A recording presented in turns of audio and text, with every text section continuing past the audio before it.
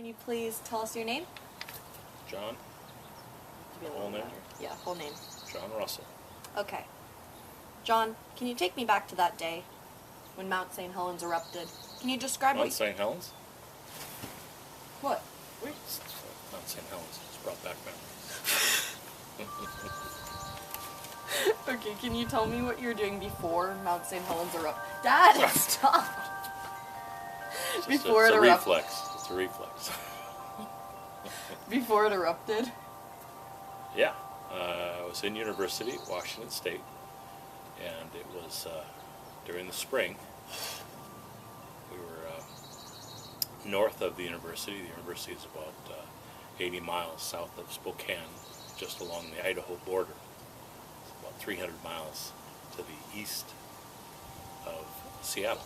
And during that weekend, there was a sorority event, and my girlfriend had invited me, along with a whole bunch of other people, onto a boat up in Coeur d'Alene, Idaho, which is an hour and a half or two north of the university. So we'd driven up there and jumped on the boat early in the morning. Right. The volcano first erupted about 8:30 in the morning. Where were you and when did you realize that the mountain had erupted? 8:30 we were probably just getting onto the boat. And so it was an early morning in Idaho. It was a nice day. It was a day like today, blue skies almost all from horizon to horizon. Okay. What gave you your first indication that the mountain had erupted or something had occurred? Well, unlike today, if Mount St. Helens had erupted, bear in mind geographically we were quite a ways away. We were across the state, 200 and almost 300 miles, but it was about 200, probably 270 miles, almost directly to the east. So today you'd have found out about the eruption within moments, maybe within minutes. But remember that we didn't have cell phones back then, and we were at an event where we're going to go out on a boat, and that boat doesn't have. It did have a radio, but it was not a great radio, and so the captain was not well in touch with anybody on shore. In fact, there was no office for him to call on that radio. So he had kind of the only radio in his little company. So as we went out, it was hours before we realized anything was happening, and we didn't hear anything.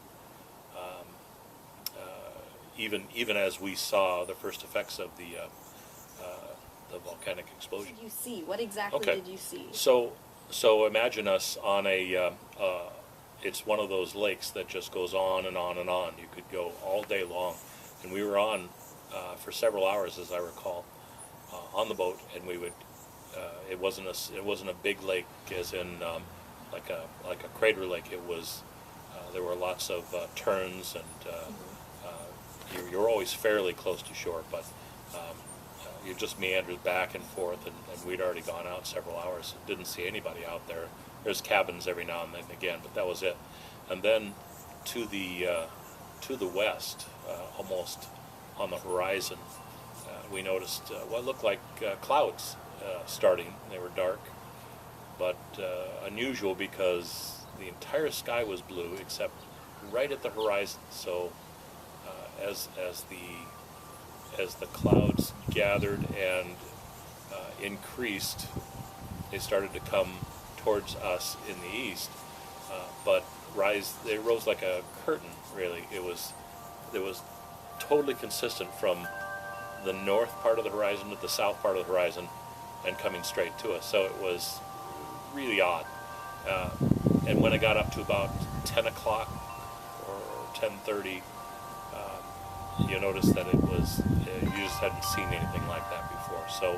So we started to speculate that maybe something had occurred, but no one said volcano for quite some. What looked like dark cloud got up close to half of the sky, we noticed that not only was it a dark cloud, but it was almost totally opaque. There was no light behind it. You couldn't see through it.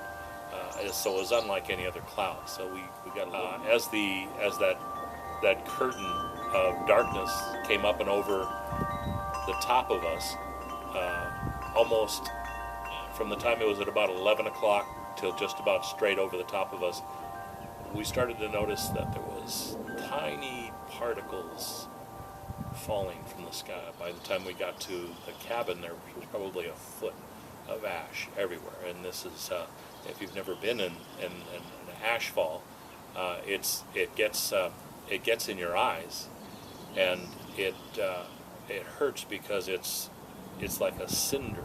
It's not like dirt, and they're sharp. Little guys are really sharp. So the first thing we did was we took our t-shirts off, or our secondary shirts, and put those over our face.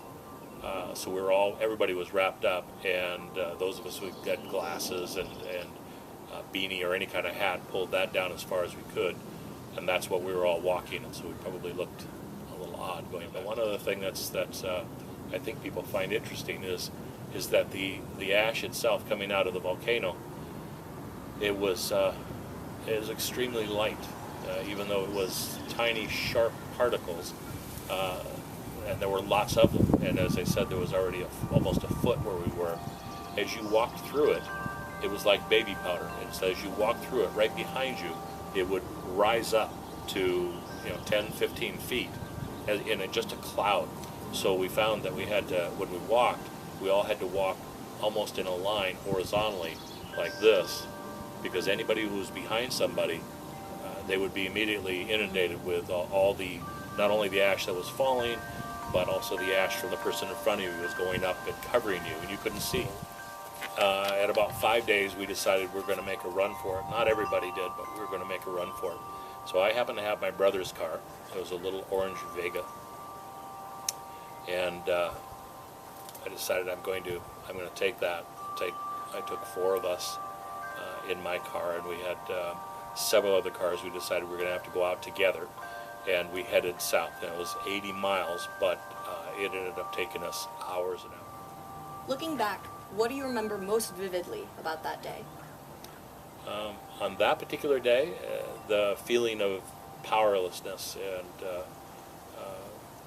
not knowing what was happening.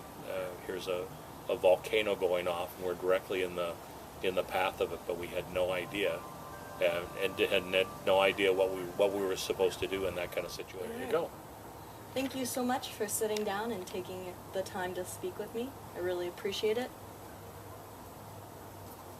Good. Is that it? Yep. What was the name of this again? My history interview On on Mount St. Helens.